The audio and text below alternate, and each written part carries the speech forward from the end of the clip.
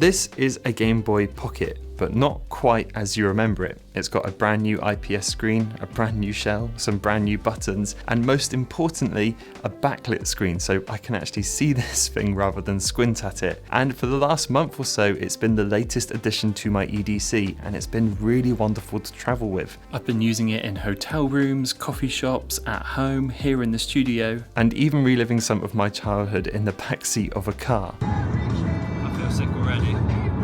So do I. But you're probably wondering why add this somewhat clunky and completely out of date gaming device to my setup when there's so many better options out there. So let me explain. So I've noticed something lately. Despite loving gaming, it's actually incredibly rare that I'll actually pick up a game on my phone and genuinely play through it. I just get a bigger hit from scrolling social media, and I know that's not good for me. I wanted to find a game for my phone that I could just sit there and play, but it's just not enough of a change. I know that I'm one swipe away from checking socials or for doing something else. And as a creator, I get absolutely hundreds of notifications a day. So there's always something to do, whether it's to reply to an email, reply to a comment, or to check how a post is doing, or to check how a video is doing. It's really, really distracting. So I thought if I could switch to a device which is really physically limiting like this Game Boy, then I can be a lot more intentional with my time. And the irony isn't lost on me. I know playing games isn't a particularly good use of your time. I could be journaling or doing something else much more productive. But to be honest, sometimes I just want to chill out and I don't want to think about work at all. And I've actually had this for a few years, but I've barely played it. And when I did pick this back up again, I realised why. It's because it's actually a little bit broken. So my first job was to get it fixed.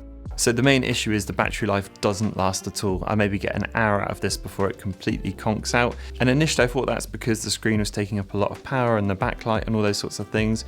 But after a little bit of Googling and talking to some people in the know, it turns out it's actually the power switch is the issue. The little connectors inside there get really dirty over time and it can't make a decent connection. So rather than send it off, I thought I'd decide to be brave and to borrow a soldering iron and to give it a go myself. I was really worried about doing this because taking things apart and putting them back together with my massive sausage fingers doesn't always go the way I would expect it to, but this was a relatively easy fix. All I had to do was take the back shell off, take out where the power switch is and give it a nice good clean with some isopropyl alcohol.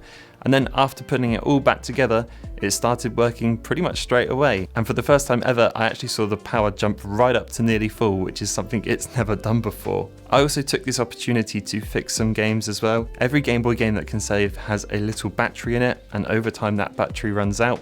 So again, with the soldering iron, you can replace that, and that's quite easy to do as well. So I ended up fixing Pokemon Silver and Link's Awakening so I could save on those games again. It's also worth me mentioning here that the modding scene for the Game Boy is completely out of this world.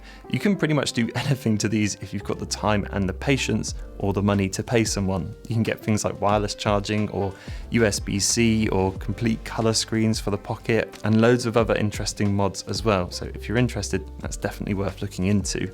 So after getting everything fixed and sorted, I've been rotating through 3 main games on my Game Boy, ones that I found in my office from a long time ago, and they are of course Pokemon Silver, which is probably the best Pokemon game still, Legend of Zelda Link's Awakening, which is probably one of my favourite games of all time, and Kirby's Pinball Land, which I would say has some of the best music on the Game Boy for sure.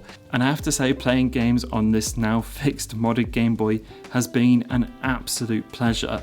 That backlit IPS display is such a huge quality of life improvement. Everything is so clean and clear and crisp, and I don't have to worry about a light source when I'm playing, and it's really breathed new life into these old games. Now, I've been slowly chipping away at Link's Awakening more than anything else because since playing the remake on the Switch, I just really wanted to smash through it again on the Game Boy, and that really has been a good laugh. But for the shorter bursts of gaming, I've mainly been playing Kirby's Pinball Land, and I enjoyed that so much that I actually ended up buying Pokemon Pinball from my local CEX store because it's actually made by the same people and it's got a rumble pack in it.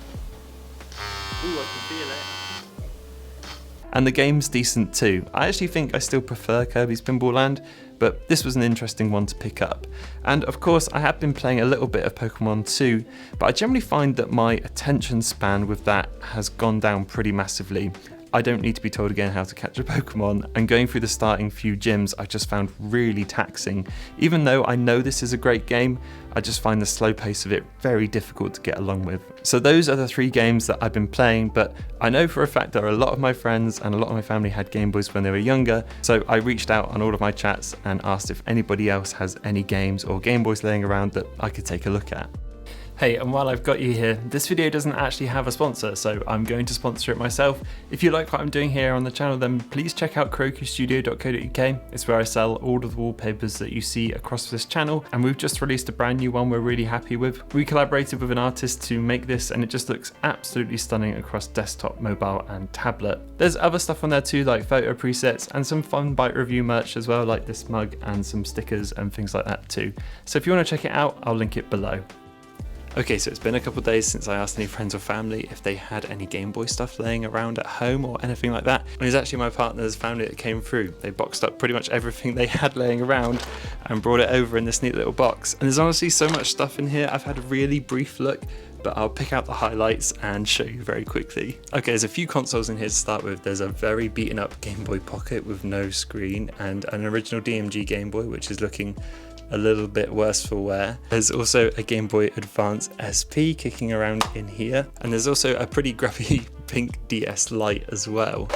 The rest of it though, as you can probably see, is all games, so let's have a quick look through those too. Some absolute classics in here. We've got, of course, Tetris, but also Super Mario Land 1 and 2, which is really nice to see. There's some other really old ones as well, so there's F1 Race, Chess Master, and Tennis. There's some interesting action games here as well, like the Terminator, Operation Desert Storm, and James Bond. And of course, every family would have played it in some way or respect, but it's Pokemon Blue for this one, which is called C. And I also found this too, Pokemon Crystal, which honestly felt like a little bit more rare, and sadly I won't be able to play that because that's a Game Boy Color only title. But yeah, that was interesting to find. And there's a few other games as well which I think are a little bit rarer than normal because I haven't really seen them, but there was the McDonald's game, which I remember playing at a friend's house once, which I quite enjoyed.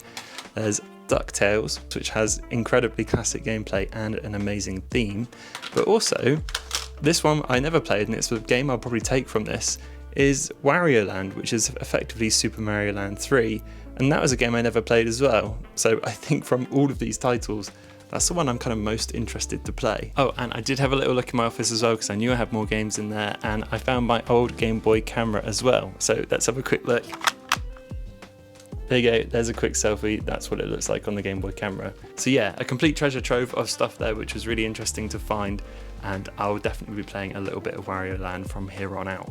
So 1 month later, I can happily say that this has worked pretty well. I'm spending way less time doom scrolling on my phone, and I'm having way more fun playing through Zelda again than I'd have with any iPhone game that I've tried. It actually got to the point where I was kind of excited to go home and play some more Zelda rather than go on my PS5, or whenever I was going to a coffee shop to just take my Game Boy and enjoy that instead.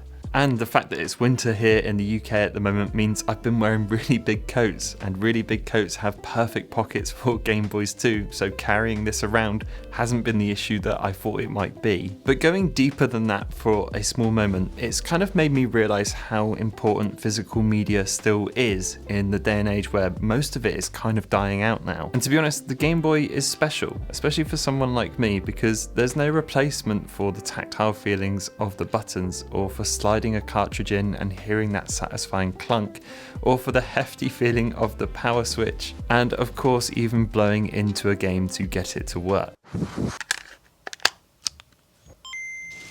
If you've lived those moments in your past, you know they're precious, and to be honest, nothing else really does come quite as close. And if you're completely new to it, I'm certain you'll find enjoyment in there too. I also really like the way that owning physical games is this perfect showcase of your taste. Every little cartridge has its own piece of art and its own story to tell, and I can completely see why people get into collecting these. And of course, you can grab any number of emulators nowadays. I've got one myself, the Miyoo Mini Plus, which for all intents and purposes is way better. It's got USB-C, a better screen, a better backlight, more power. You can add tons and tons of games to it from pretty much any retro console.